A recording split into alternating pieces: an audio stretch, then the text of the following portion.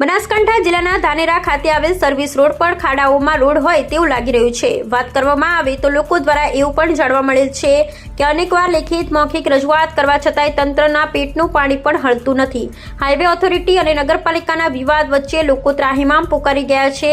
Hospital આવતા દર્દીઓ અને સગા સંબંધીઓ પણ આ રોડ ઉપર નીકળતી વખતે ત્રાહિમામ પોકારી રહ્યા છે।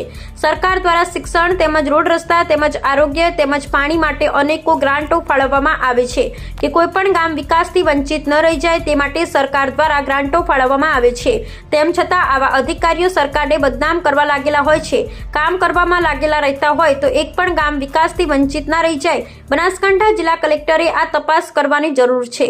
ધાનેરાના પ્રવેશ દ્વાર પર ખાડારાજ યથાવત। સર્વિસ રોડ પર સતત 3 માસથી પડ્યા છે અનેક ખાડાઓ।